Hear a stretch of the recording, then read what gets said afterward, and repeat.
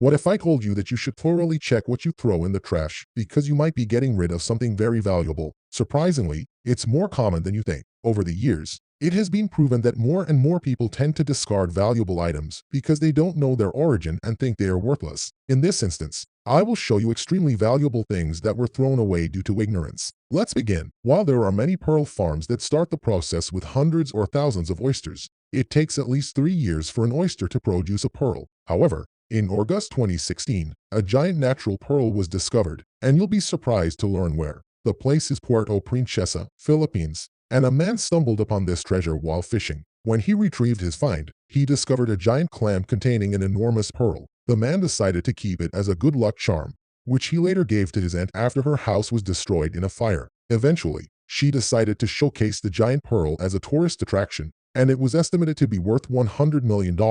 It weighs 34 kilograms and measures approximately 30 centimeters in width and 67 centimeters in length, which surpasses the previous record for a find, the Pearl of Allah, discovered in 1939, which weighed 6 kilograms. An attic in Toulouse was filled with toys, watches, and clothes, all accumulating dust for years. But in 2014, the owners discovered something among the clutter that was worth millions: an original painting by the Renaissance artist Caravaggio. The French auctioneer received a call from his friend, who had made the discovery, and he immediately went to see it. The vague cautiously approached the painting, cleaning one of the painted faces with cotton and water. He sent a photo to art appraiser Eric Turkin, who lived in Paris, and then waited. 5 years later, Turkin identified it as a lost work by the Italian master Caravaggio. Judith and Holofernes, believed to have been painted in 1607. The painting depicts the biblical story of a woman named Judith from the Old Testament. Caravaggio painted 2 versions of the same image, but this one was lost for decades until it surfaced in this attic.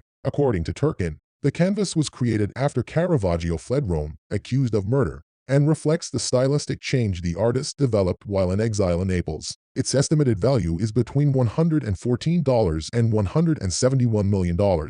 When American Scott Amos was cleaning out his childhood home in Reno, Nevada, he discovered an unopened Nintendo video game called Kid Icarus in a shopping bag. The receipt included in the bag indicated a purchase price of $38.45 at JCPenney, but Valerie McKinley, director of video game consignments at Heritage Auctions, suggested that it might be worth much more. She stated that finding an old video game in such pristine condition with transparent provenance is a rare and quite historic occurrence. The game eventually sold for $9,000, and although Amos claimed not to remember buying it, he believed it was a Christmas gift due to the date on the video game's receipt. Declaration of Independence of the United States. Donald Shear was at a thrift store when he came across a painting of a farm scene. Intrigued by the ornate frame, he decided to buy it for the grand sum of $4. Once back at his home, he started the process of removing the worthless picture from the beautiful frame when, to his horror, the frame broke. Holding the ruined frame in his hands and muttering the profanities known only to frame collectors, he found a small folded piece of paper.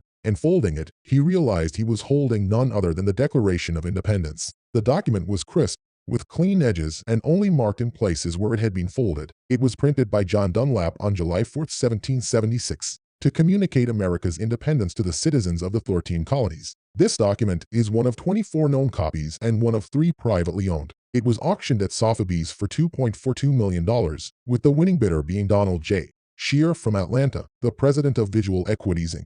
Stradivarius violin. When an instrument is valued at $800,000, it often gets a unique name that you wouldn't expect. I'm talking about the Duke di Alcantara, which isn't a person but rather a Stradivarius violin that's nearly 300 years old. This instrument was missing for 27 years after it was stolen from a custodian at the University of California, Los Angeles, UCLA. The violin was found by the side of a highway in 1967. Many years later, in 1994, an amateur violinist named Teresa Salvato brought it in for repairs. The craftsman working on it realized that it was a 250-year-old Stradivarius worth more than what he could earn in a decade. He conducted further research and promptly informed the true owners. The aura of mystery surrounding Stradivarius violins continues to this day. Antonio Stradivari, the creator, crafted around 1,200 violins, with half of them still surviving. An authentic Stradivarius can fetch several $1 million on the market, and the record stands at $15 million from a 2011 auction.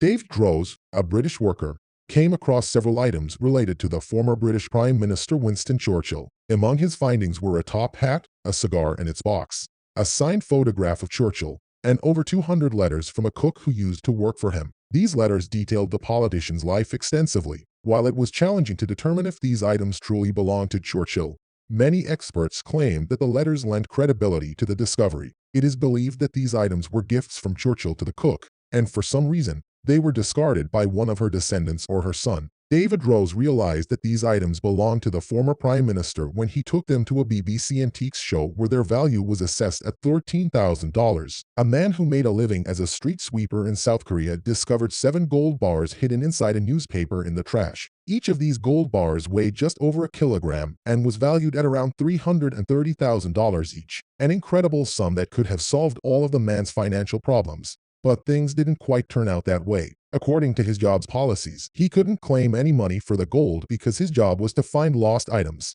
And in this case, the law regarding receiving 5% to 20% of the lost item's value didn't apply to him, unlike anyone with a different profession. Luck can come even when you think your life is coming to an end. This is what happened to Edward St. John, an 83-year-old man who found a winning lottery ticket worth $1 million in the trash. The man had frequently tested his luck as he would often rummage through the trash of a lottery ticket store to see if fortune was on his side one day. It was in 2005 when St. John discovered the discarded $1 million ticket. However, it wasn't as simple as him getting that money. Kevin Donovan, a 49-year-old man, claimed that he had purchased it at the store on the same day but had mistakenly thrown it in the trash. Although Donovan claimed the prize, the Massachusetts Lottery Commission rejected his request. Shortly afterward, Donovan passed away, and it was then when his children continued his claim. In the end, St. John agreed to pay $140,000 for a lottery ticket, despite not fully agreeing. Throughout the claim process, the money had been frozen, and Edward simply wanted to enjoy his remaining years with his newfound fortune.